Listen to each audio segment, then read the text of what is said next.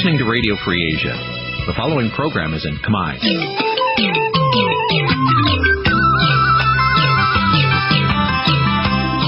នេះជាកម្មវិធីផ្សាយវិទ្យុអាស៊ីសេរី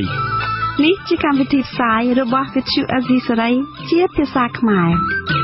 វិទ្យុអាស៊ីសេរីសូមស្វាគមន៍លោកអ្នកនាងទាំងអស់ពីរដ្ឋធានី Washington នៃសហរដ្ឋអាមេរិក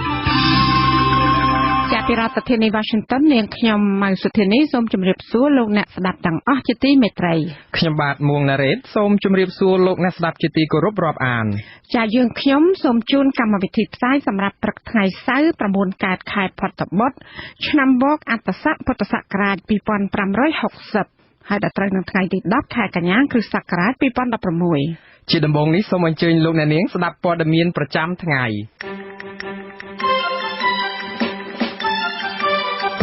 កម្ពុជាប្រតិកម្មចំពោះការរិះគន់ពីការរំលោភសិទ្ធិមនុស្សរបស់មន្ត្រីអង្គការសហប្រជាជាតិ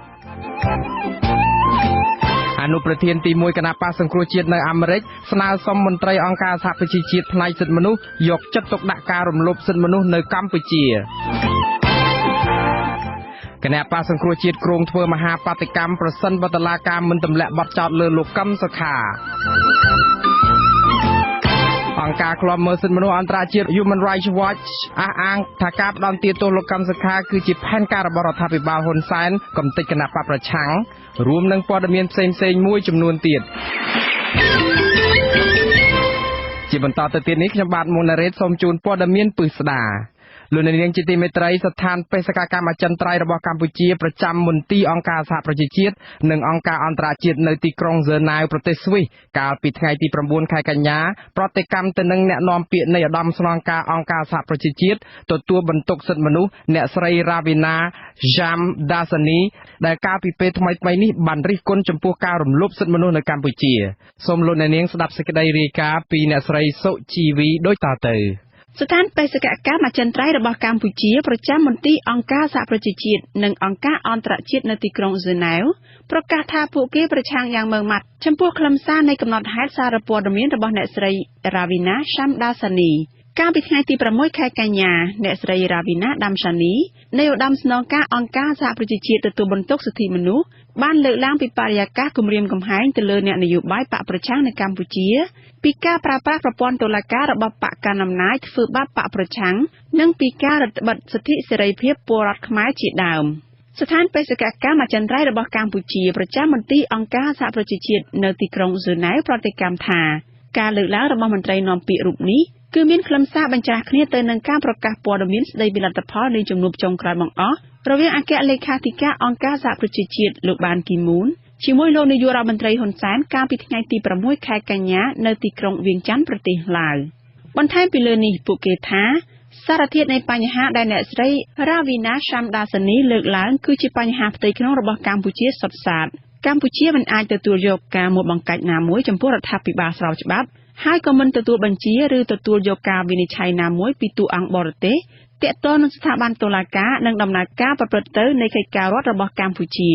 ក្រៅពីការរិះគន់ការធ្វើទុកបុកម្នេញរបស់រដ្ឋាភិបាលទៅលើបកប្រឆាំងនិងការរឹតបន្តឹងសិទ្ធិសេរីភាពរបស់ពលរដ្ឋអ្នកស្រី Ravina Shamdasani ក៏សម្ដែងការព្រួយបារម្ភពីការសម្ញែងកម្លាំងប្រដាប់អាវុធរបស់រដ្ឋាភិបាលនិងការប្រកាសរបស់មន្ត្រីជាន់ខ្ពស់យោធាដែលបដិបត្តិការពីរដ្ឋាភិបាលហើយប្រឆាំងនឹងក្រុមដែលប្រឆាំងរដ្ឋាភិបាលអ្នកស្រី Ravina Shamdasani ទទូចឲ្យរដ្ឋាភិបាលធានានូវសុវត្ថិភាពដល់ពលរដ្ឋគ្រប់រូបហើយក៏ទទូចឲ្យរដ្ឋាភិបាលបង្កបរិយាកាសល្អសម្រាប់ការបោះឆ្នោតនៅក្នុងពេលខាងមុខមួយរយៈពេលចុងក្រោយនេះការរិះគន់ពីសំណាក់សហគមន៍អន្តរជាតិមកលើរដ្ឋាភិបាលកម្ពុជាបានធ្លាក់មកជាបន្តបន្ទាប់ខណៈដែលគេមើលឃើញថាភាពតានតឹងនយោបាយកំពុងតែឡើងកម្ដៅកាន់តែខ្លាំងឡើង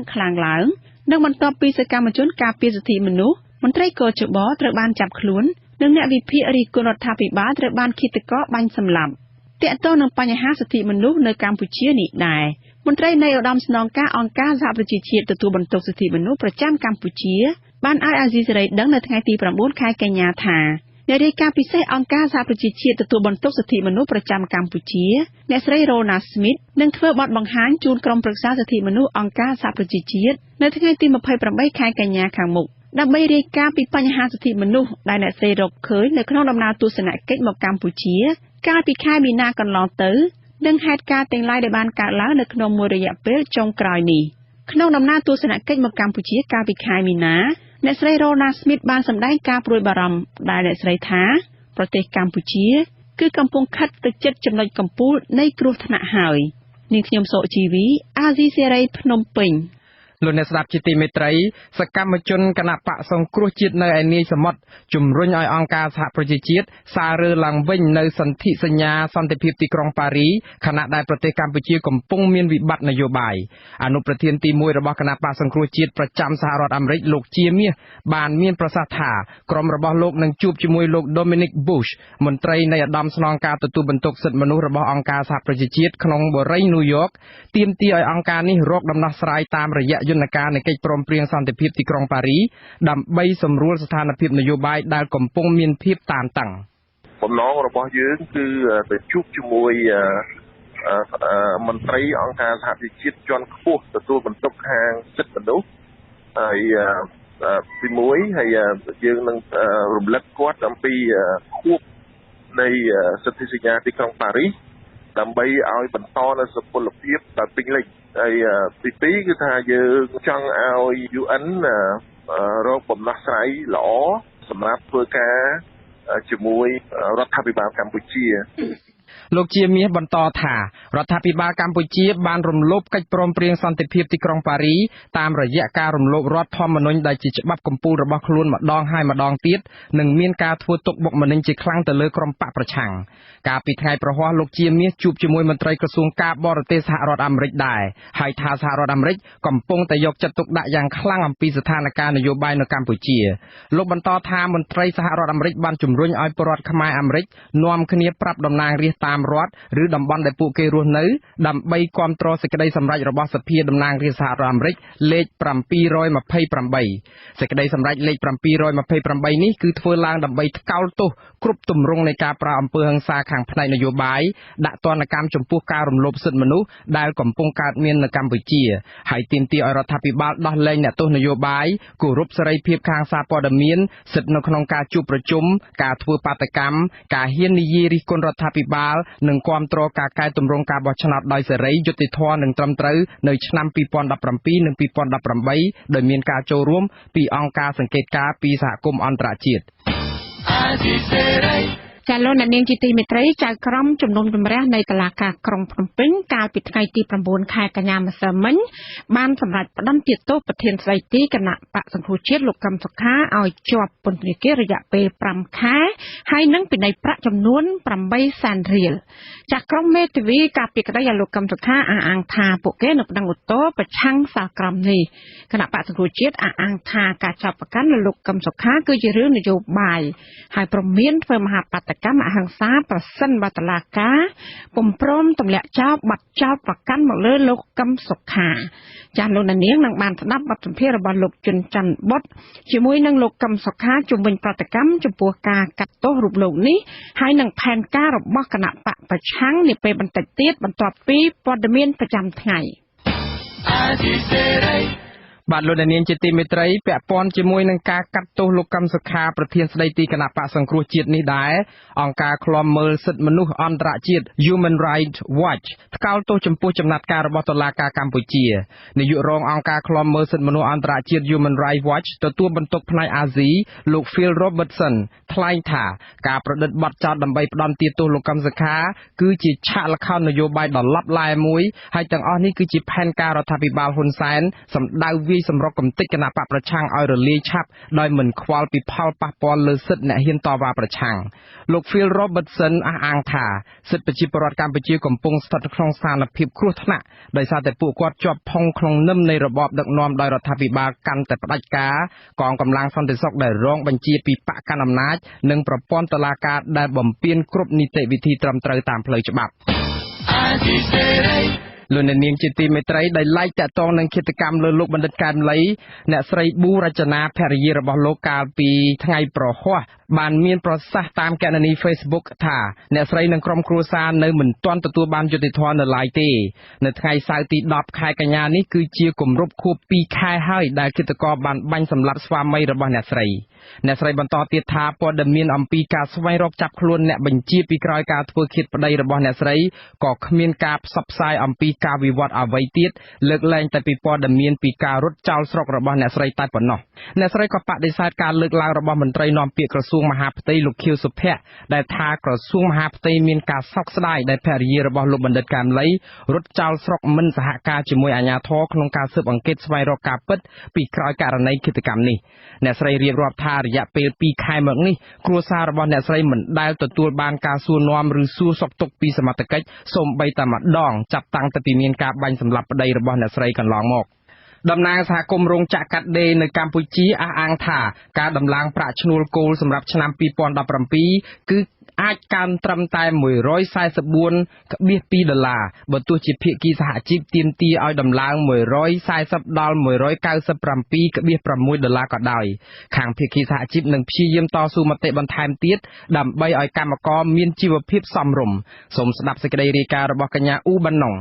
តំណាងកម្មករកម្មការិនីវិញ្ញាណភ័ណ្ឌកាត់ដេរនិងផលិតស្បែកជើងក្រុមការងារសហជីពបានធ្វើបទបង្ហាញទៅភាគីរោងចក្រនិងក្រសួងការងារនិងបណ្ដុំបណ្ដាលវិជ្ជាជីវៈពីមូលហេតុដែលទាមទារឲ្យមានការដំឡើងប្រាក់ឈ្នួលគោលដល់កម្មករបទបង្ហាញនេះធ្វើឡើងនៅថ្ងៃសុក្រ9កញ្ញាក្នុងកិច្ចប្រជុំការងារបច្ចេកទេសត្រីភាគីពិភាក្សាទៅលើប្រាក់ឈ្នួលគោលនីតិស្តីការក្រសួងការងារប្រធានសហព័ន្ធសហជីពឯករាជ្យកម្ពុជាអ្នកស្រីទេពកឹមវណ្ណារីបានឲ្យដឹងថា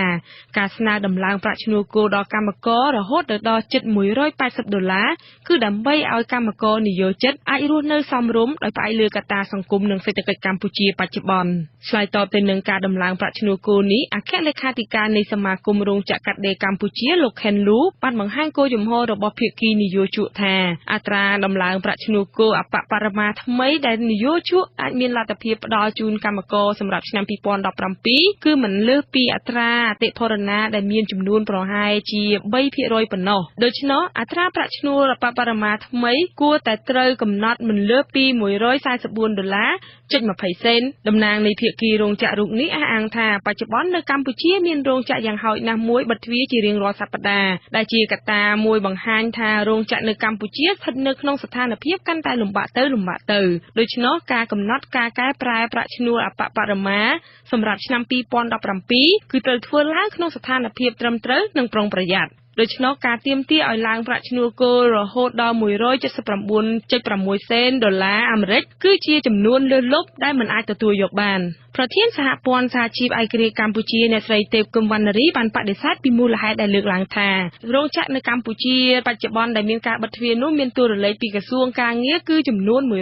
រោងចក្រទន្ទឹមនឹងមានការបើកថ្មីរហូតដល់127រោងចក្រនៅក្នុងឆ្នាំ2016នេះយ៉ាងណាមិញអ្នកស្រីទេពកឹមវណ្ណារីក៏មិនបានបង្ហាញគោលជំហរដាច់ខាតទៅលើការទាមទារឲ្យបានប្រាក់ឈ្នួលគោលរហូតដល់ជិត$180នោះទេតែយ៉ាងណាអ្នកស្រីគ្រាន់តែសង្ឃឹមថានឹងអាចកើនឡើងប្រាក់ឈ្នួលគោលជាងពេលបច្ចុប្បន្នចាអញ្ចឹងយើងតែមើលវិធានការហ្នឹងតើយើងអាចចុះនេះបានប្រមាណឡើងបានប្រមាណចាក្នុងកិច្ចពិភាក្សាប្រាក់ឈ្នួលអបបរមាសម្រាប់កម្មកររោងចក្រឆ្នាំ2017ប្រធានសហព័ន្ធសហជីពចលនាកម្មករលោកប៉ៅស៊ីណាទទួលស្គាល់ពីកិច្ចសហការពីភាគីក្រសួងការងារដោយមានការជជែកដំឡើងប្រាក់ឈ្នួលគោលដល់បងប្អូនកម្មករជារៀងរាល់ឆ្នាំតែលោកក៏អំពាវនាវដល់ភាគីពាក់ព័ន្ធទាំងអស់ឲ្យធ្វើការពិភាក្សាដោយមានតម្លាភាពនិងគិតពីផលប្រយោជន៍របស់កម្មករដល់ការចរចាប្រាក់ឈ្នួលខ្ញុំគ្រាន់តែសង្ឃឹមថាភាគីទាំងអស់សូមឲ្យរក្សានូវភាពចៅថាស្មោះត្រង់ទាំងអស់គ្នាដើម្បីចរចាគ្នាដើម្បីឲ្យមានការតម្លាភាពហើយដើម្បីគិតការទីប្រយោជន៍កម្មករខ្មែរទាំងមូលប្រធានសហព័ន្ធសហជីពឯករាជ្យកម្ពុជាអ្នកស្រីទេពកឹមវណ្ណារីបញ្ជាក់ថាខាងភាគីសហជីពទាមទារឲ្យដំឡើងប្រាក់ឈ្នួលគោលយោងតាមកត្តាសង្គមគឺផ្អែកទៅលើស្ថានភាពគ្រួសារអត្រាអតិផរណានិងការចំណាយជាក់ស្ដែងរបស់កម្មកររីឯចំណុចទី2គឺផ្អែកទៅលើស្ថានភាពសេដ្ឋកិច្ចដូចជាផលិតភាពការប្រកួតប្រជែងស្ថានភាពទីផ្សារការងារនិងកម្រិតចំណេញរបស់និយោជកក្នុងវិស័យនេះកិច្ចប្រជុំនៅថ្ងៃទី9កញ្ញាគឺជាការពិភាក្សាលើកដំបូងទៅលើប្រាក់ឈ្នួលគោលដោយមានភាគីនីមួយៗតម្រូវឲ្យធ្វើបទបង្ហាញពីមូលហេតុនៃការទាមទាររបស់ខ្លួននៅថ្ងៃទី26កញ្ញាខាងមុខនេះក្រសួងការងារនឹងមានកិច្ចប្រជុំត្រីភាគីម្ដងទៀតដោយមានការជជែកដេញដោលពីការកំណត់តម្លៃប្រាក់ឈ្នួលគោលរបស់កម្មករនាងខ្ញុំអ៊ូបាណុងអាស៊ីសេរីភ្នំពេញ សង្គមស៊ីវិលដែលធ្វើការពាក់ព័ន្ធនឹងកិច្ចការពីបរិស្ថាននិងព្រៃឈើចាត់ទុកព្រៃឡង់ថាជាកន្លែងដែលបានផ្ដល់ជាជំរកនិងសេចក្តីស្រឡាញ់សម្រាប់មនុស្សសត្វនិងរុក្ខជាតិនានាដោយមើលឃើញពីអត្ថប្រយោជន៍របស់ព្រៃឡង់សង្គមស៊ីវិលបានផលិតស្នាដៃសិល្បៈចំនួន5ដើម្បីបង្ហាញពីកិត្តិស័ព្ទដ៏យូរអង្វែងរបស់ព្រៃឡង់កម្ពុជាអ្នកស្រីអ៊ុំរាំងសីមានសេចក្តីរាយការណ៍ជុំវិញរឿងនេះដូចតទៅស្នាដៃសិល្បៈចំនួន5ដែលផលិតបានរួមមានចម្រៀងចាប៉ីដងវែងរៀបរាប់ពីព្រៃឡង់ចំនួន7បទច្រៀងដោយក្រុមសិល្បៈចាប៉ីអមតៈវីដេអូចម្រៀងបែបសម័យយុវវ័យមានចំណងជើងថាជីកង់ច្រៀងដោយលោកចែមីខីផ្ទាំងរូបគំនូរនិយាយពីលោកតាព្រៃឡង់គូដោយស្ត្រីខ្មែរម្នាក់រស់នៅប្រទេសអាល្លឺម៉ង់ខ្សែភាពយន្តខ្លីដែលមានចំណងជើងថាព្រៃចុងក្រោយផលិតដោយផលិតកម្ម Kid Media និងស្នាដៃទី5មហោស្រពព្រៃឈើកម្ពុជាស្នាដៃទាំង5បង្ហាញពីកិត្តិស័ព្ទព្រៃឡង់កម្ពុជានេះត្រូវបានបង្ហាញឡើងនៅក្នុងកម្មវិធីព្រឹត្តិការណ៍វប្បធម៌ដើម្បីផ្សព្វផ្សាយអំពីព្រៃឡង់ដែលប្រពឡើងនាមជ្ឈមណ្ឌលវប្បធម៌បារាំងនៅថ្ងៃទី9ខែកញ្ញាប្រធានផ្នែកយុវជននិងព្រៃឈើរបស់គម្រោងគាំទ្រព្រៃឈើនិងជីវៈចម្រុះរបស់អង្គការវិនរកអន្តរជាតិលោកសាទលីខៀងឲ្យដឹងថាស្នាដៃសិល្បៈទាំង5នេះត្រូវបានផលិតនៅដើមឆ្នាំ2016ក្រោមជំនួយឧបត្ថម្ភពីគម្រោងព្រៃឈើនិងទីភ្នាក់ងារសហរដ្ឋអាមេរិកសម្រាប់អភិវឌ្ឍអន្តរជាតិហៅកាត់ថា USAID និងអនុវត្តដោយអង្គការវិនរកអន្តរជាតិបន្ថែមពីនេះលោកថាគោលបំណងសំខាន់ផលិតស្នាដៃសិល្បៈទាំង5ដែលបង្ហាញពីព្រៃឡង់នេះឡើងដើម្បីលើកកម្ពស់ការយល់ដឹងដល់ពលរដ្ឋខ្មែរឲ្យស្គាល់ពីសម្រស់និងតម្លៃមិនអាចកាត់ថ្លៃបានរបស់ព្រៃឡង់ដែលជាព្រៃចុងក្រោយរបស់កម្ពុជាយើងឮតែព្រៃឡង់ប៉ុន្តែយើងអត់ដឹងថាព្រៃឡង់ទេសភាពវាយ៉ាងម៉េចមានអីខ្លះប្រជាជនរស់នៅយ៉ាងម៉េចជីវៈចម្រុះយ៉ាងម៉េចគឺប្រហែលជាមិនសូវជាប្រជាជនច្រើនបានដឹងអីអញ្ចឹងយើងចង់បញ្ជូនសារហ្នឹងទៅកាន់សាធារណជនទូទៅឲ្យបានដឹងច្រើនតាមរយៈស្នាដៃទាំង5របស់យើងទន្ទឹមគ្នានេះអ្នកដឹកនាំខ្សែភាពយន្តខ្លីដែលមានចំណងជើងថាព្រៃចុងក្រោយភាគ2លោកភិចិត្ររិទ្ធាលើកឡើងថាក្រោយការបង្ហាញភាពយន្តខ្លីនេះលោករំពឹងថាផលិតករនិងយុវជនដែលស្រឡាញ់ព្រៃឈើអាចចាប់ផ្ដើមផលិតដើម្បីផ្សព្វផ្សាយពីមរតកព្រៃឡង់នេះតែថាយើងលើកទឹកចិត្តឲ្យអ្នកណាដែលគាត់មានសាច់រឿងក៏ដោយឬក៏មានចំណាប់អារម្មណ៍ឬក៏ទេពកោសល្យក្នុងការថតរូបក៏ដោយសិល្បៈអីផ្សេងៗក៏ដោយគឺយើងធ្វើទៅជាអ្នកចូលរួមមើលការបង្ហាញស្នាដៃសិល្បៈទាំង5នេះនិស្សិតនៅវិទ្យាស្ថានភាសាបរទេសកញ្ញាជឿនចរណៃយល់ថាស្នាដៃទាំង5នេះមានសារៈសំខាន់ណាស់មិនត្រឹមតែបង្ហាញពីសក្តានុពលព្រៃឡង់ប៉ុណ្ណោះទេវាក៏អាចលើកទឹកចិត្តនិងលើកកម្ពស់ស្មារតីពលរដ្ឋឲ្យយកចិត្តទុកដាក់រួមគ្នាថែរក្សាព្រៃឡង់កម្រដែលមានអ្នកយើងបានទៅដល់កន្លែងព្រៃហ្នឹងហើយដល់ពេលគេមានសៀមចំទៅធ្វើឲ្យវាបណ្ដុះទឹកចិត្តយុវជនណាឲ្យមានចិត្តថាចង់ការពារចង់ទៅមើលស្រឡាញ់ព្រៃឈើជាងមុនព្រៃឡង់ត្រូវបានចាត់ទុកថាជាព្រៃធំចុងក្រោយមានទំហំ 36,000 គីឡូម៉ែត្រក្រឡាមានព្រំប្រទល់ជាប់ខេត្តចំនួន4គឺខេត្តកំពង់ធំក្រចេះស្ទឹងត្រែងនិងខេត្តព្រះវិហារកាលពីឆ្នាំ2015ទីភ្នាក់ងារសហរដ្ឋអាមេរិកសម្រាប់អភិវឌ្ឍអន្តរជាតិហៅកាត់ថា USAID ប្រកាសថាព្រៃឡង់របស់កម្ពុជាមានជីវៈចម្រុះដ៏សំខាន់បំផុតមួយនៅក្នុងចំណោមតំបន់ដែលមានជីវៈចម្រុះសំខាន់ទាំង10នៅលើពិភពលោកដែលមានប្រភេទសត្វនិងរុក្ខជាតិកំពុងរស់នៅជិត 1000 ប្រភេទសង្គមស៊ីវិលអះអាងថាពួកគេគ្រោងនឹងផ្សព្វផ្សាយតាមបណ្ដាញសង្គម Facebook ព្រមទាំងចែកចាយទៅអង្គការក្រៅរដ្ឋាភិបាលនិងប្រព័ន្ធផ្សព្វផ្សាយនានាដើម្បីផ្សព្វផ្សាយពីស្នាដៃសិល្បៈទាំងនេះឲ្យបានទូលំទូលាយបន្ថែមទៀតខ្ញុំអ៊ុំរាំងសីអាស៊ីសេរីរាយការណ៍ពីរាជធានីភ្នំពេញមេដាបៃតានិងអាណាព្យាបាលភាគច្រើនរស់នៅខេត្តប្រស័យអនុគាំទ្រយុទ្ធនាការចុះបង្ក្រាបសកម្មភាពជួញដូរគ្រឿងញៀនរបស់កងកម្លាំងប្រដាប់អាវុធស្ថាប័នជំនាញពាក់ព័ន្ធដែលឈានដល់ការនាំខ្លួនជនសង្ស័យបញ្ជូនទៅតុលាការដើម្បីផ្ដន្ទាទោសលោកដានអយុធ្យារាយការណ៍បញ្ហានេះថ្នាក់ដឹកនាំស្ថាប័នកងរាជអាវុធហត្ថនិងស្នងការដ្ឋាននគរបាលខេត្តព្រះសីហនុអះអាងថាស្ថាប័នជំនាញនីមួយៗនឹងបង្កើនសកម្មភាពចុះបង្ក្រាបរាល់បទល្មើសជួញដូរនិងប្រើប្រាស់គ្រឿងញៀនដែលកើតមានក្នុងខេត្តនេះឲ្យបានខ្លាំងក្លាថែមទៀតដើម្បីទប់ស្កាត់បទល្មើសទាំងនេះឲ្យមានប្រសិទ្ធភាពរបាយការណ៍បង្ក្រាបបទល្មើសគ្រឿងញៀនរបស់ស្ថាប័នកងរាជអាវុធហត្ថខេត្តព្រះសីហនុបង្ហាញថាគិតចាប់ពីថ្ងៃទី15ខែធ្នូឆ្នាំ2015មកដល់ថ្ងៃទី8ខែកញ្ញាឆ្នាំ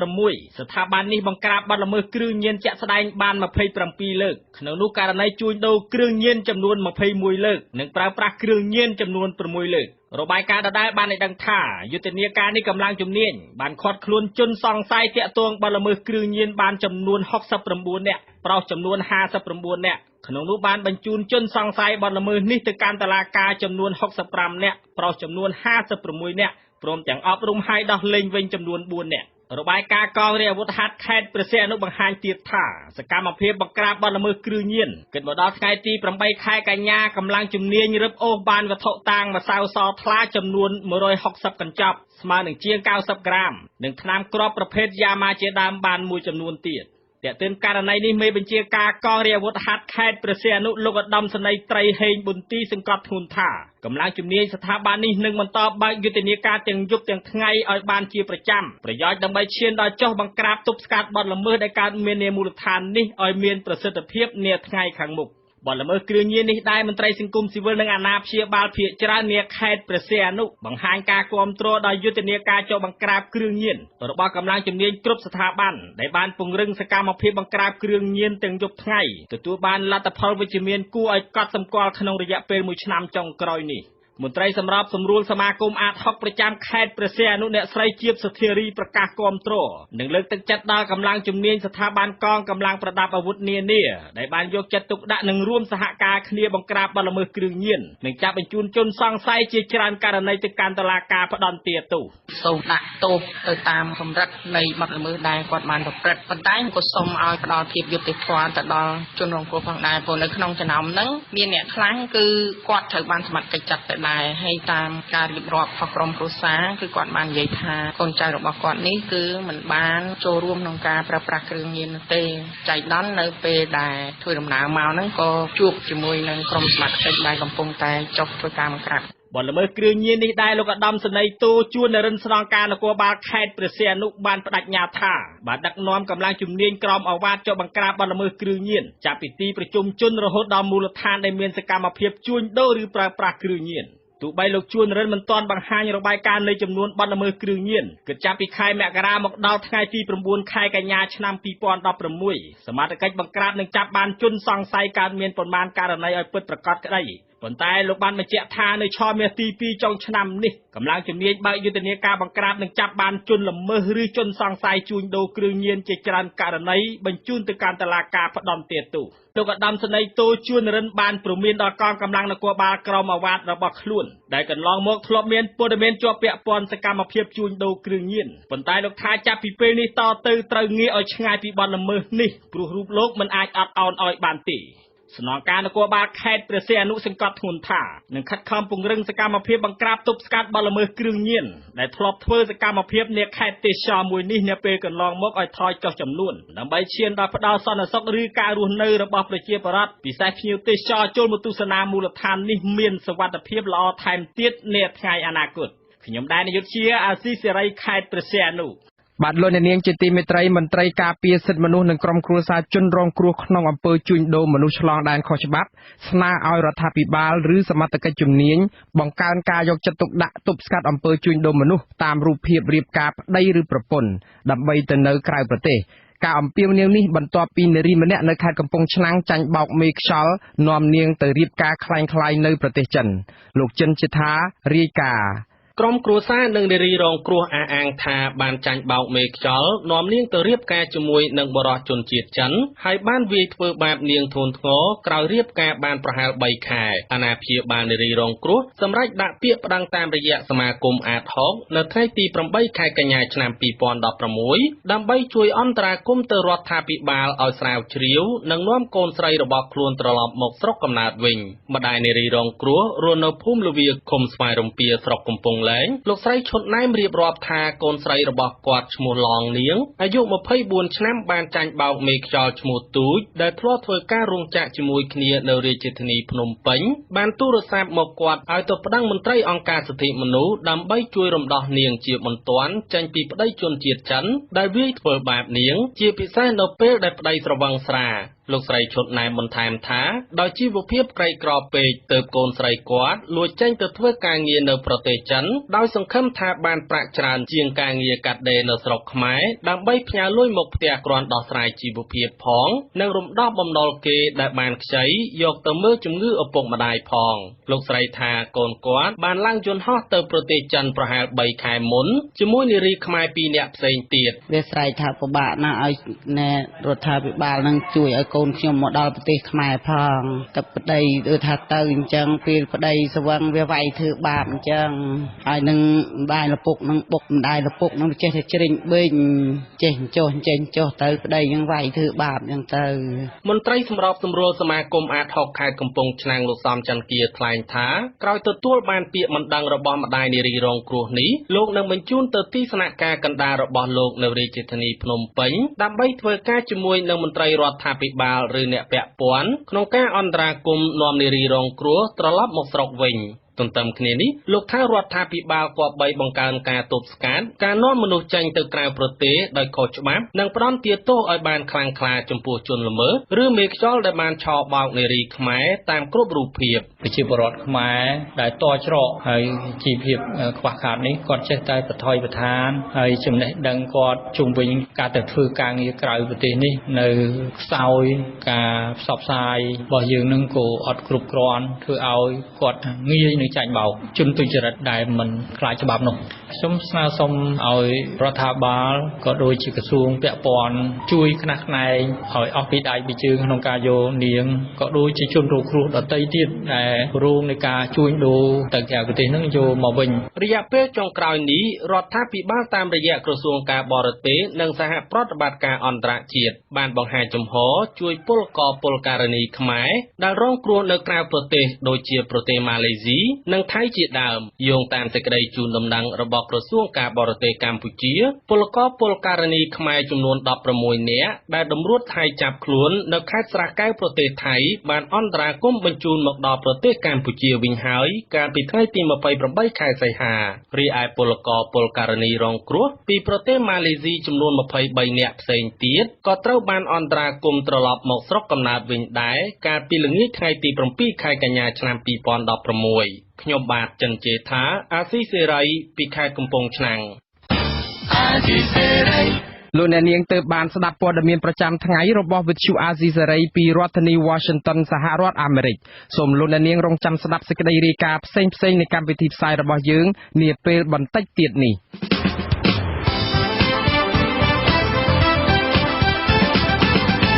ចាលោកនាងកញ្ញានិងប្រិយមិត្តអ្នកស្ដាប់ជាទីមេត្រីនៅក្នុងការផ្សាយជាបន្តទៅទៀតនេះ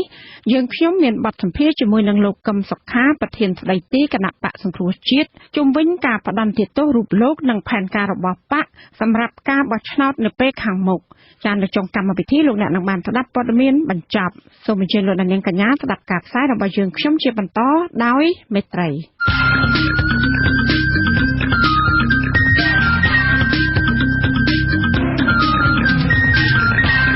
បទសម្ភាសន៍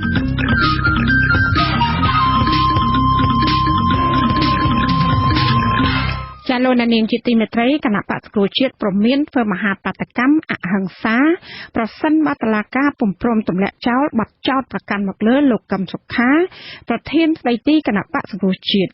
ចាកាលពីថ្ងៃទី9ខែកញ្ញាម្សិលមិញចៅក្រមជំនុំជម្រះនៃសាលាដំបងរាជធានីភ្នំពេញ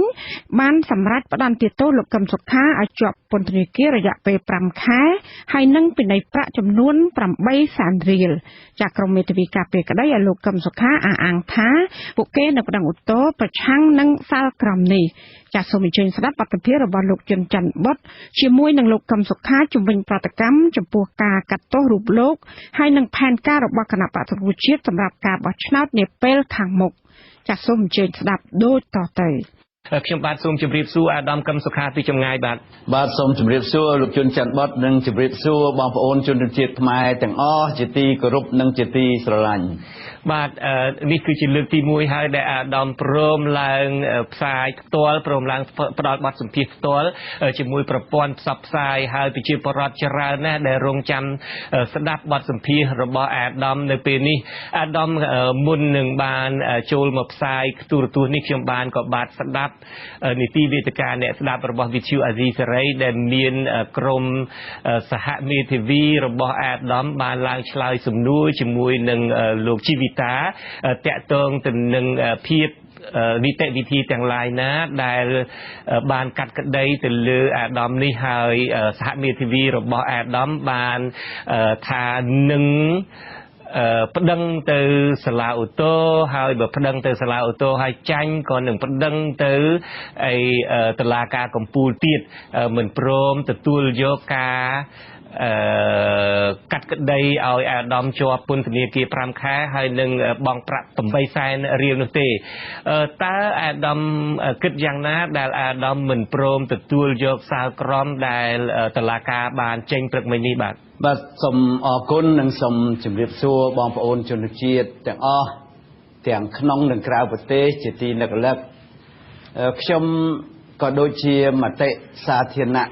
ជនទូទៅទាំងជាតិទាំងអន្តរជាតិគឺសុទ្ធតែដឹងច្បាស់ថានេះជាឆាកល្ខោននយោបាយដើម្បីប្រើប្រាស់ប្រព័ន្ធតុលាការជាឧបករណ៍ដើម្បីធ្វើទុកបុកម្នេញខ្ញុំមិនមែនត្រឹមថ្ងៃនេះទេគឺច្រើនលើកមកហើយអ្វីដែលជាសក្ខីភាពបញ្ជាក់ថានេះជាការប្រើប្រាស់ប្រព័ន្ធតុលាការជាឧបករណ៍នយោបាយនោះគឺខ្ញុំសូមបញ្ជាក់ជូនដូចតទៅទី1រឿងក្តីក្តាំងដែលចោទប្រកាន់មកលើខ្ញុំនេះមិនមានមូលដ្ឋានច្បាប់ច្បាស់លាស់ទេពីព្រោះអីគេសំអាងលើកាសែតសម្លេងដែលខុសច្បាប់យកមកធ្វើជារឿងរ៉ាវដើម្បីបង្ករឿងមកដាក់រូបខ្ញុំដែលរឿងនោះតុលាការអាជ្ញាធរសមត្ថកិច្ចមិនបានស៊ើបរកអ្នកណាដែលជាអ្នកម្ចាស់នៃសម្លេងនោះអ្នកណាជាអ្នកថតសម្លេងនោះហើយសម្លេងនោះពិតមិនពិតផងសុទ្ធតែរឿងដែលមិនត្រឹមត្រូវតាមច្បាប់ហើយយកមកដាក់បន្ទុកដើម្បីចោទប្រកាន់ខ្ញុំដូច្នេះវាគ្មានតម្លៃកតេយ្យុទេក្នុងរឿងនេះទី2គឺជាការរំលោភច្បាប់ជាពិសេសរំលោភរដ្ឋធម្មនុញ្ញនៃប្រជាណាចក្រកម្ពុជាយ៉ាងធ្ងន់ធ្ងរគឺគេប្រើល្បិចកលមួយក៏ហៅខ្ញុំទៅធ្វើជាសាក្សីបងប្អូនទាំងអស់គ្នាបានធ្លាប់ឮហើយថាមានគេចោទខ្ញុំថាខ្ញុំនេះបានប្រព្រឹត្តនេះប្រព្រឹត្តនោះប៉ុន្តែដល់តុលាការហៅទៅធ្វើជាសាក្សីហើយហៅខ្ញុំទៅធ្វើសាក្សីនេះរឿងចម្លែកណាស់ជាអន្ទាក់ទេពីព្រោះតាមធម្មតាមុននឹងហៅសាក្សីទៅគេហៅដើមចោទចុងចោទទៅសួរសិនហើយបើមានពាក់ព័ន្ធទើបគេហៅមនុស្សម្នាផ្សេងទៅចូលធ្វើសាក្សីក្នុងរឿងនោះប៉ុន្តែក្នុងករណីនេះគេមិនទាំងបានទាន់ហៅដើមចោទចុងចោទទាំងសងខាងមកសួរឲ្យបានអស់សេចក្តីផងអត់ទាន់បានហៅសួរគ្រប់គ្នាផងទាំងភាគីទាំងពីរស្រាប់តែមកហៅកម្មសខាទៅធ្វើសាក្សីមុនដូច្នេះហើយនេះជាល្បិចកលតុលាការដើម្បីដាក់អន្ទាក់ខ្ញុំទី3បើយើងពិនិត្យមើលជាក់ស្ដែងនៅប្រទេសកម្ពុជាប្រវត្តិតុលាការនៅប្រទេសកម្ពុជាយើងរហូតមកដល់ថ្ងៃនេះរាប់ទសវត្សរ៍មកហើយគឺអត់ដែលឃើញអ្នកណាម្នាក់ដែលតុលាការហៅទៅធ្វើសាក្សីហើយត្រូវបានតុលាការចោទឬផ្ដន្ទាទោសឬជាប់គុកឡើយហើយបើសិនជាគ្រាន់តែថាមិនទៅធ្វើសាក្សីហើយទៅជាជាប់គុកចុះគេធ្លាប់ហៅអិសរជនគណៈបកប្រជាជននោះគណៈបកប្រជាជនកម្ពុជានោះទៅធ្វើសាក្សីរឿងសាលាក្តីខ្មែរក្រហមហើយរឿងសាលាក្តីខ្មែរក្រហមជារឿងអក្រិតកម្មបល័យពូជសាសន៍រឿងធំណាស់រឿងប៉ះពាល់មនុស្សច្រើនណាស់ហើយប្រកែកមិនទៅសំអាងលើអភ័យឯកសិទ្ធិសភាដល់ខ្ញុំកម្មសខា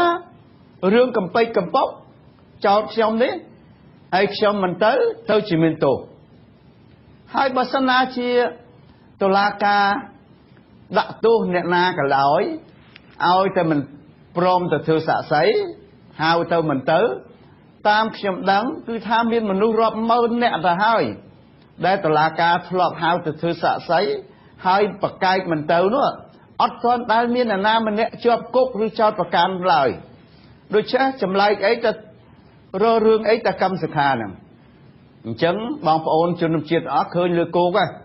បាទអត់មានទៅលាក់លៀមអីបានទេដូច្នេះហើយអ្វីដែលតុលាការបន្តនីតិវិធីរដ្ឋសភាបន្តនីតិវិធីគឺសុទ្ធតែជាការរំលោភខ្ញុំសូមបញ្ជាក់ជូនបងប្អូនជនជាតិខ្ញុំគួរឲ្យសោកស្ដាយណាស់រដ្ឋសភាជាស្ថាប័នកំពូលជាស្ថាប័នច្បាប់ជាស្ថាប័នជាតំណាងឲ្យប្រជាពលរដ្ឋហើយទៅរំលោភច្បាប់គឺជារឿងមួយអាក្រក់មើលមែនទែនព្រោះខ្ញុំបញ្ជាក់ជូនថាដើម្បីចោទប្រកាន់ចាប់ខ្លួនខាត់ខ្លួនអ្នកតំណាងរាស្ត្រណាម្នាក់រដ្ឋសភាត្រូវប្រជុំដើម្បីអនុម័តលើកអភ័យឯកសិទ្ធិតាមសម្លេង 2/3 ជាមុនសិនបានអាចចោទបានអាចចាប់បានអាចឲ្យតុលាការនឹងបន្តនីតិវិធីបានប៉ុន្តែផ្ទុយទៅវិញរដ្ឋសភាទៅជាប្រជុំតែគណៈបកប្រជាជនតំណាងរាស្ត្រគណៈបកប្រជាជនមានជាង60នាក់អត់មានគ្រប់ក្រម 2/3 ផងហើយទៅជាសម្រេចថាឲ្យតុលាការបន្តនីតិវិធីលើករណីខ្ញុំអត់មានបញ្ញត្តិច្បាប់ណាអត់មានមាត្រាណាដែលចែងថាឲ្យរដ្ឋសភាណា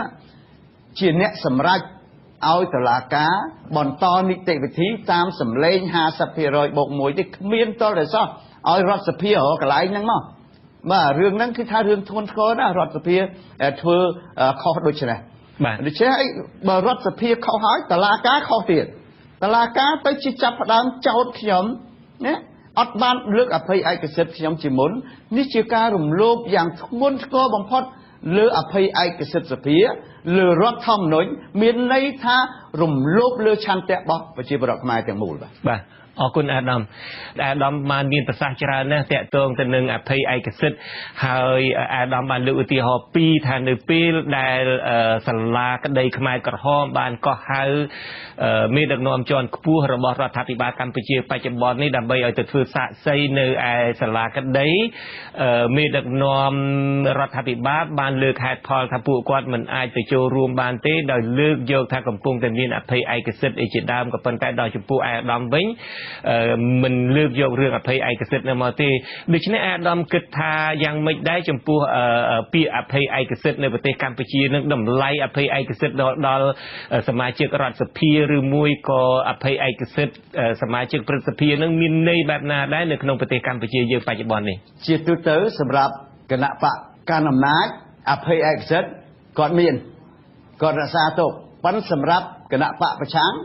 គឺគាត់កំតិចស្មល់ម៉ានក៏បានដែរគាត់ជន់ឈ្លីតាមអំពើចិត្តអស់ន័យហ្នឹង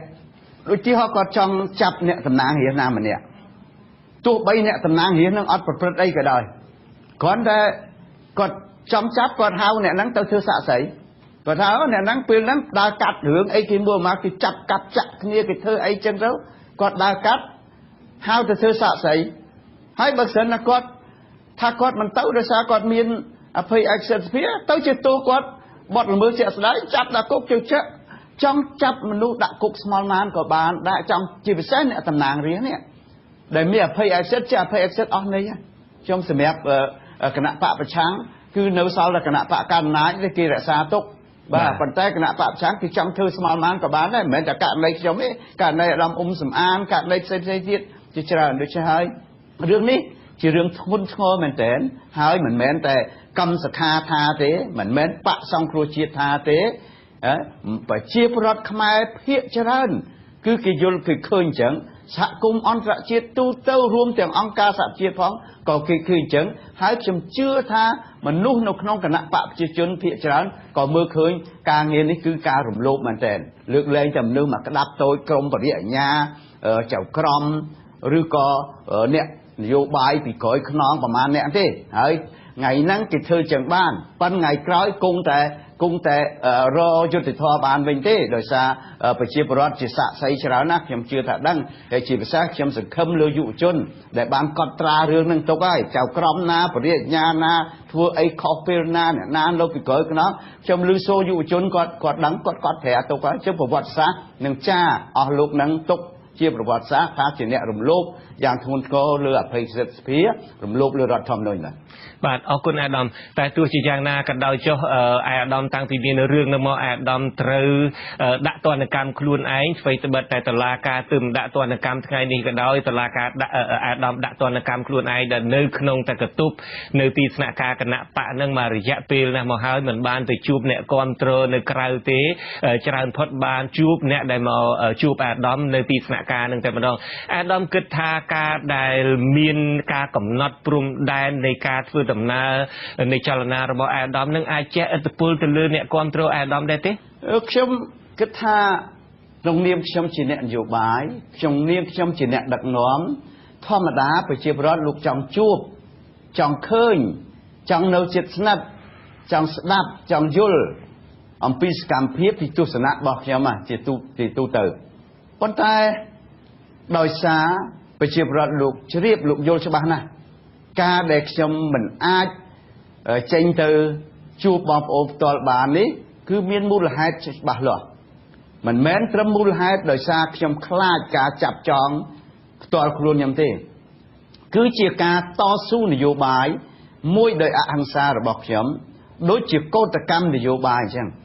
ដើម្បីទាមទារមិនមែនសម្រាប់តែបុគ្គលគ្រួខ្ញុំទេគឺដើម្បីប្រឆាំងនឹងការរំលោភលើអភ័យឯកសិទ្ធិសភាប្រឆាំងនឹងការរំលោភរដ្ឋធម្មនុញ្ញដើម្បីទាមទារឲ្យស្ថានភាពនយោបាយវិលមករកប្រក្រតីវិញនេះហើយជាគោលដៅនៃគោលបំណងដែលខ្ញុំនៅទីនេះហើយប្រជាពលរដ្ឋលោកជ្រាបលោកយល់ច្បាស់អញ្ចឹងលោកមិនត្រឹមតែមិនខឹងខ្ញុំដែលខ្ញុំមិនបានទៅជិតគាត់លោកទេគឺលោកឈឺចាប់ជំនួសខ្ញុំទៅទៀតលោកឈឺចាប់នៅគេធ្វើបាបខ្ញុំទៅចាស់ហើយលោក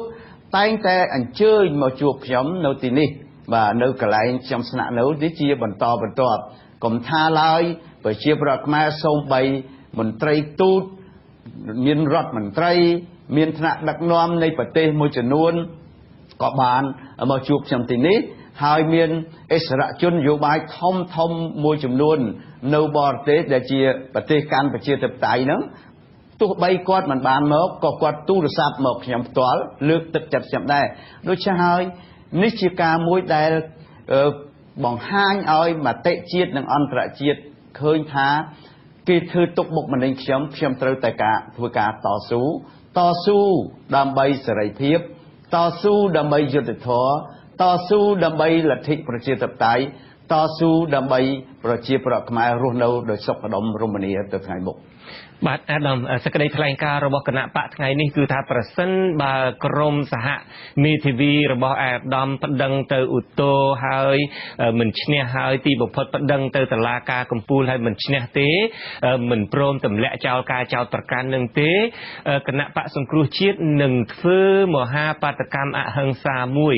ខ្ញុំបាទឆ្ងល់ថាតាមពិតនឹងគណៈបកសង្គ្រោះជាតិនឹងតាំងពីមានរឿងអាដាមកន្លងមកនឹងនាំគ្នាធ្វើបាតកម្មអហិង្សាតែអញ្ចឹងឯថាអាដាមក៏មានប្រសាសន៍ខ្លួនឯងផ្ទាល់ដែរថាការដែលអាដាមនៅសង្ងំនៅក្នុងទីស្នាក់ការនេះមិនមែនមកពីការខ្លាចអាជ្ញាធរចាប់ទេគឺជាការធ្វើកាត់កោតកម្មនយោបាយមួយសំណួររបស់ខ្ញុំថាធ្លាប់ធ្វើបាតកម្មអហិង្សាតែអញ្ចឹងឯតើអត់បានជោគជ័យហើយតើបើសិនជាតុលាការកំពូលនឹងមិនទាត់ចោលការសម្រេចរបស់សាលាដំបងនឹងទេធ្វើបាតកម្មអហិង្សាទៀតទៅនឹងវាខុសគ្នាអីពីអ្វីដែលកំពុងធ្វើបាតកម្មអហិង្សានេះបាទខ្ញុំសូមបញ្ជាក់ជូនថាមួយកោតកម្មមួយបាតកម្មបាទបាតកម្មយើងធ្លាប់ធ្វើប៉ុន្តែតាំងពីរឿងក្តីក្តាំចោតប្រកាន់ខ្ញុំយើងអត់ទាន់បានដែលធ្វើបាតកម្មទេយើងរងចាំមើលតើគេចោតយើងមែនអត់បាទណាគេចោតយើងអត់ឬគេទម្លាក់ចោលការចោតហ្នឹងអត់ណាដូច្នេះយើងរងចាំមើលហ្នឹងគណៈកម្មការចិនត្រៃរបស់គណៈបកសង្គ្រោះជាតិបានសម្រេចថាបើសិនមានការចាប់ខ្លួនការចោតគឺយើងនឹងពិចារណាប្រើប្រាស់សិទ្ធិធ្វើបាតកម្មគឺយើងសម្រេចតាំងពីមុនមកហើយដូច្នេះហើយគណៈបកសង្គ្រោះជាតិនៅតែរក្សាដដែលហើយប៉ុន្តែយើងនៅតែមានផែនការមិនមែនតែរឿងចាំតែធ្វើបាតកម្មទេគឺយើងមានផែនការយុទ្ធសាស្ត្ររបស់យើងជាក់លាក់ទី1គឺយើងនៅតែចង់ឲ្យមានដំណោះស្រាយនយោបាយមួយដើម្បីវិលទៅរកភាពប្រក្រតីឡើងវិញណារវាងគណៈបក កាន់អំណាចនិងគណៈបកសង្គ្រោះជាតិនេះជាចំហរបស់យើងអត់ងាករេគឺនៅតែចង់ដោះស្រាយបញ្ហាដោយសន្តិវិធីចង់តែរកវប្បធម៌សន្តិភាពនឹងដដែលឡើងវិញអាដាមខ្ញុំប្រើពាក្យដំណោះស្រាយនយោបាយបាទដំណោះស្រាយនយោបាយមិនមែនវាមានន័យច្រើនណាស់បាទវាមានកិច្ចការច្រើនរាល់ច្រកណាដែលមានដំណោះស្រាយនយោបាយនេះជាអ្វីមួយដែលជាផែនការជាគោលបំណងរបស់យើងបើសិនដំណោះស្រាយនយោបាយមិនមានទេក៏យើងនៅតែធ្វើការតស៊ូមតិតាមរូបភាពផ្សេងណាតាមរូបភាពផ្សេងដែលក្នុងនោះគឺមានដូចជាមហាបាតកម្មជាដើមហ្នឹងឬក៏ឥឡូវនេះខ្ញុំគ្រាន់តែថ្ងៃនេះក្រោយពីតុលាការប្រកាសសាលក្រមខ្ញុំពីម៉ោង 2 ជាងនេះភ្លាមមកមានខ្ញុំទទួលសារច្រើនណាស់ពីប្រជាពលរដ្ឋពីយុវជនជាពិសេសសូមឲ្យខ្ញុំនឹងរៀបចំធ្វើមហាបាតកម្មទៅពួកគាត់នឹងចូលរួមគឺច្រើនណាស់មកពីច្រើនខេត្តណាដូច្នេះស្ទើរតែមិនចាំបាច់គណៈបកសង្គ្រោះជាតិផ្ដួចផ្ដើមផងប្រជាពលរដ្ឋគឺជាពិសេសយុវជនគាត់ត្រៀមចាំតែធ្វើមហាបាតកម្មនោះទេបាទខ្ញុំសូមជំរាបជូនថាយើងនឹងទី1យើងរើខ្លួនយើងគណៈបកសង្គ្រោះជាតិទៅធ្វើសកម្មភាពទី2ប្រជាពលរដ្ឋឥឡូវនេះប្រជាពលរដ្ឋយុវជនផ្ញើសារមកខ្ញុំមាន2ចំណុចដែលខ្ញុំកត់សម្គាល់អ្នកខ្លះសសុំឲ្យធ្វើបាតកម្មគាត់នឹងមកចូលរួមយ៉ាងច្រើនមានប្រជាពលរដ្ឋខ្លះទៀតផ្ញើសារមកខ្ញុំគាត់ថាឲ្យខ្ញុំនឹងរៀបចំ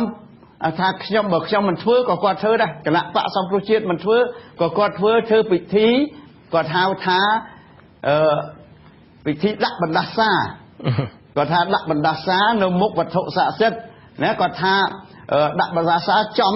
ទៅលើចៅក្រមពរិយាញ្ញាណាដែលធ្វើការងារជំនុំជម្រះអនុវត្តច្បាប់ដោយរំលោភបំពាននេះហើយគាត់ថាឲ្យទាំងអ្នកដែលថានៅពីក្រោយខ្នងតុលាការទៀតគាត់ថាបើសិនអ្នកនឹងអ្នកចៅក្រមពរិយាញ្ញាគាត់ថាគាត់អនុវត្តច្បាប់ទេក៏អត់មានរំលោភច្បាប់ទេប្រជាពលរដ្ឋគាត់ថាបើថាគាត់អត់រំលោភច្បាប់ឲ្យគាត់ស្បត់ឲ្យឡានបុកឲ្យកលាប់ឡានឲ្យធ្លាក់យន្តហោះឲ្យស្អីគាត់និយាយគាត់ផ្ញើសារមកខ្ញុំច្រើនប៉ុន្តែឲ្យខ្ញុំមិនបានឆ្លើយខ្វះក្បាយទេហើយម្យ៉ាងទៀតគាត់ថាអ្នកដែលថារឿងនេះខ្លួនមិននៅពីក្រោយខ្នងនេះមិននៅពីក្រោយខ្នងតុលាការទេអញ្ចឹងមិនមែនយកតុលាការធ្វើឧបករណ៍ទេឲ្យស្បត់ធ្លាក់យន្តហោះស្បត់ឲ្យកលាប់ឡានស្បត់អីនេះប្រជាពលរដ្ឋក៏ផ្ញើសារមកខ្ញុំហើយខ្ញុំជំរាបគាត់វិញថានេះជាសិទ្ធិរបស់បងប្អូនទេបើបងប្អូនមានជំនឿអីបងប្អូនធ្វើអីដោយសន្តិវិធីដោយអហិង្សាអានឹងជាសិទ្ធិរបស់បងប្អូនទេណាក្រៅពីប្រជាពលរដ្ឋសហគមន៍អន្តរជាតិណាជាយុទ្ធសាស្ត្ររបស់យើងខ្ញុំសហគមន៍អន្តរជាតិពីដើមគេមកជួបខ្ញុំឬក៏គេចេញសេចក្តីថ្លែងការណ៍គេតែងតែបង្ហាញតែពីជំហររបស់គេទេជំហររបស់គេថាគេខ្វាយខ្វល់នឹងពីរឿងបញ្ហារំលោភសិទ្ធិមនុស្សបញ្ហាលទ្ធិប្រជាធិបតេយ្យបញ្ហាដែលធ្វើដំណើរការធ្លាក់ចុះនៃសេរីភាពដែលនាំឲ្យប៉ះពាល់ដល់សិទ្ធិនយោបាយប៉ះពាល់ដល់ការបោះឆ្នោតគេបង្ហាញតែពីជំហរទេកន្លងមកម្ដងនេះខ្ញុំនឹងស្នើគេហើយគេក៏បានធ្លាប់និយាយជាមួយខ្ញុំខ្លះហើយថាបើសិនមានការចោទប្រកាន់ខ្ញុំចាប់ខ្លួនខ្ញុំគេមិនត្រឹមតែនៅបង្ហាញឲ្យរដ្ឋាភិបាលដឹងថាអំពីជំហររបស់គេចង់បានចេះចង់បានចុះទេពេញចិត្តនេះមិនពេញចិត្តនោះទេគេនឹងធ្វើគេហៅថា take action គឺធ្វើសកម្មភាពតែម្ដងគឺធ្វើជាក់ស្ដែងតែម្ដងប៉ុន្តែខ្ញុំមិនដឹងថាគេធ្វើអីទេស្រេចប្រទេសរបស់គេខ្ញុំគ្មានសិទ្ធិណាទៅបកគេនឹងអ្នកណាខ្លះអាដាមតាមដែលយើងតាមដានព័ត៌មានប្រទេសមហាអំណាចអាដាមនៅពេលដែលខ្ញុំបានជួបសម្ភាសជាមួយនឹងអ្នកតាមដានបញ្ហានយោបាយតាមដានរឿងក្តីក្តាំងតើអាដាមកឹមសុខាអាចគេចាប់ខ្លួនឬមិនចាប់ខ្លួនអីជាដើមហ្នឹងអ្នកវិភាគនយោបាយម្នាក់បានប្រាប់ខ្ញុំនៅក្នុងបទសម្ភាសមួយថាការពិតនឹងគណៈបកប្រជាជនកម្ពុជានឹងប្រហែលជាមិនចង់ចាប់រដ្ឋាភិបាលប្រហែលជាមិនចង់ចាប់ល មិនទាន់ចាប់អាដាមកឹមសុខានោះប្រហែលជាចង់ធ្វើតេស្តមើលសិនថាតើ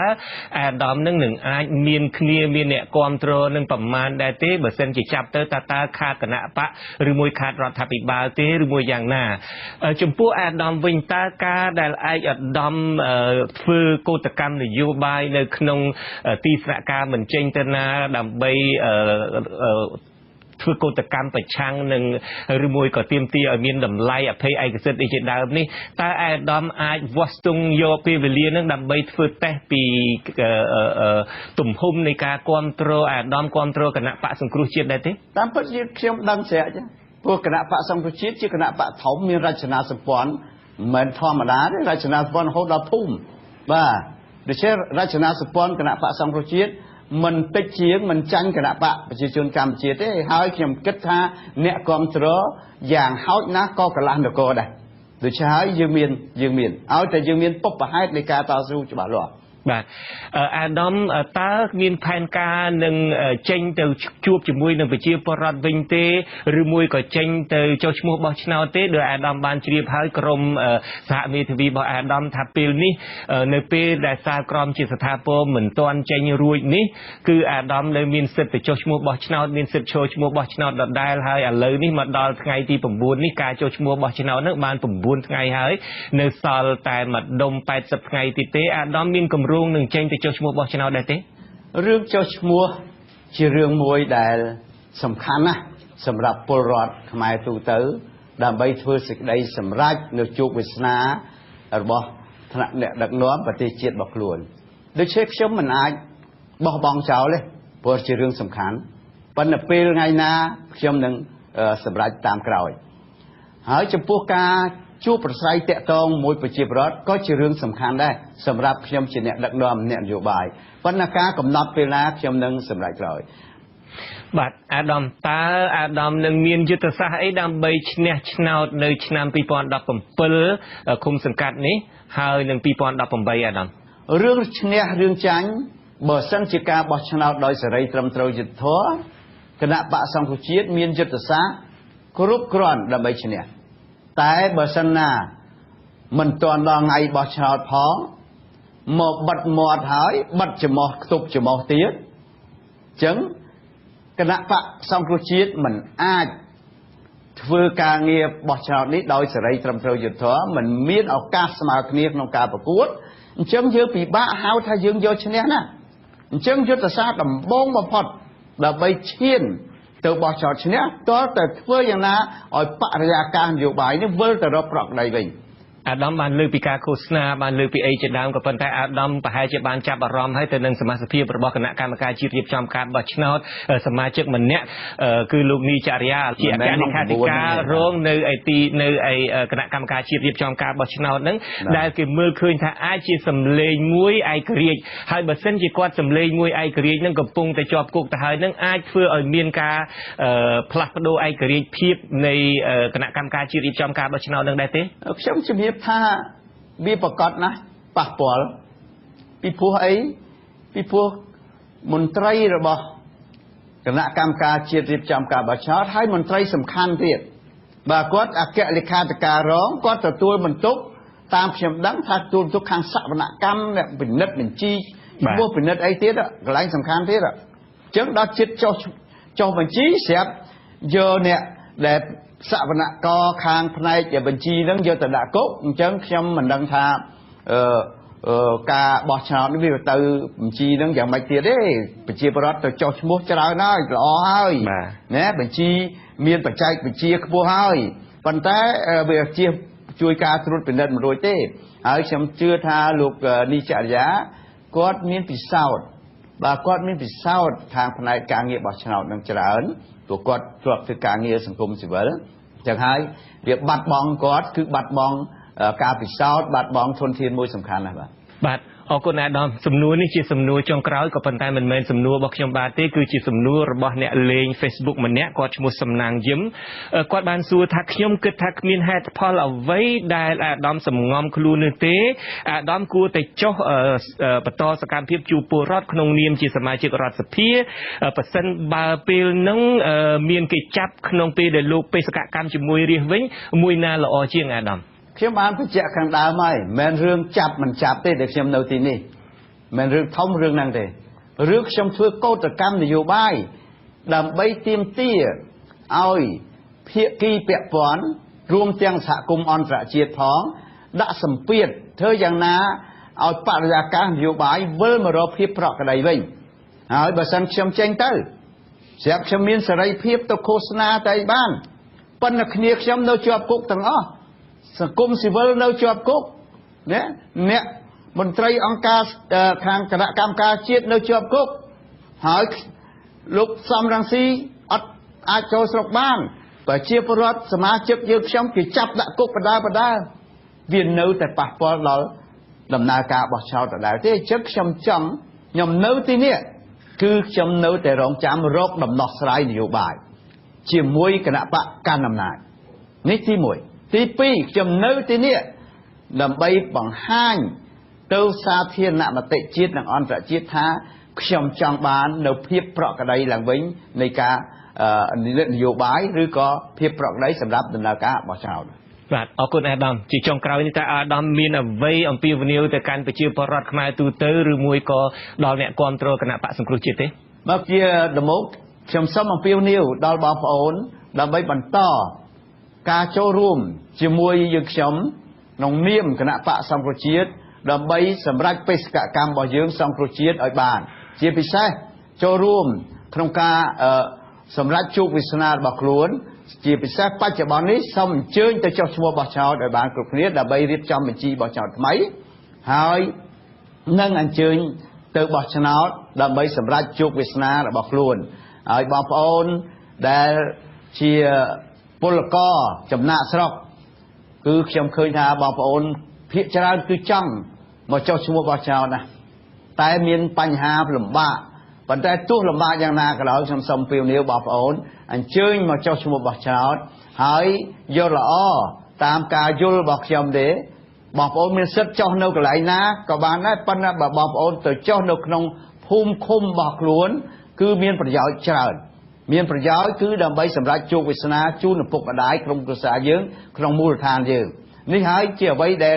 ខ្ញុំសូមជម្រាបជូនដល់កម្មករពលករទាំងអស់ហើយខ្ញុំសូមជម្រាបថាថ្ងៃណាមួយដែលគណៈបកសង្គ្រោះជាតិចូលរួមជាមួយបងប្អូនក្នុងការធ្វើបាតកម្មក្តីការតស៊ូមតិក្តីគឺសូមបងប្អូនចូលរួមឲ្យបានច្រើនកក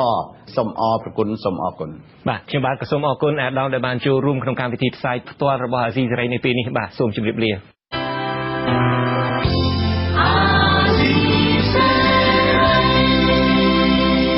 បាទលោកនាងជាទីមេត្រីជាបន្តទៅទៀតនេះខ្ញុំបាទមួងណារ៉េតសូមជូនព័ត៌មានបញ្ចប់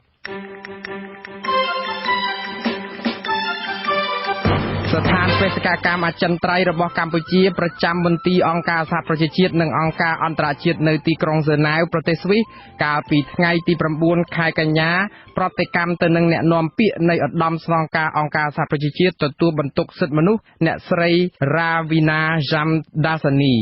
ដែលកាលពីពេលថ្មីៗនេះបានរិះគន់ចំពោះការរំលោភសិទ្ធិមនុស្សនៅកម្ពុជាសកម្មជនគណបកសង្គ្រោះជាតិនៅឯនាយសមុទ្រជំរុញឲ្យអង្គការសហប្រជាជាតិសាររើឡើងវិញនៅសន្ធិសញ្ញាសន្តិភាពទីក្រុងប៉ារីខណៈដែលកម្ពុជាកំពុងតែមានវិបត្តិនយោបាយអនុប្រធានទី1របស់គណៈបកសង្គ្រោះជាតិប្រចាំសហរដ្ឋអាមេរិកលោកជាមាសបានមានប្រសាសន៍ថាក្រុមរបស់លោកនឹងជួបជាមួយលោក Dominic Bush មន្ត្រីនៃឧត្តមស្នងការទទួលបន្ទុកសិទ្ធិមនុស្សរបស់អង្គការសហប្រជាជាតិក្នុងបូរីញូវយ៉កទាមទារឲ្យអង្គការនេះរកដំណោះស្រាយតាមរយៈយន្តការនៃកិច្ចព្រមព្រៀងសន្តិភាពទីក្រុងប៉ារីដើម្បីសម្រួលស្ថានភាពនយោបាយដែលកំពុងតែមានភាពតានតឹងចៅក្រមជំនុំជម្រះនៃតុលាការក្រុងភ្នំពេញកាលពីថ្ងៃទី9ខែកញ្ញាសម្រេចផ្តន្ទាទោសប្រធានស្ដីទីគណៈបក្សសង្គ្រោះជាតិលោកកម្មសខាឲ្យជាប់ពន្ធនាគាររយៈពេល5ខែនិងពិន័យប្រាក់ចំនួន8សែនរៀលក្រុមសហមេធាវីការពារក្តីលោកកម្មសខាអះអាងថាពួកគេនឹងប្តឹងឧទ្ធរណ៍ប្រឆាំងសាលក្រមនេះ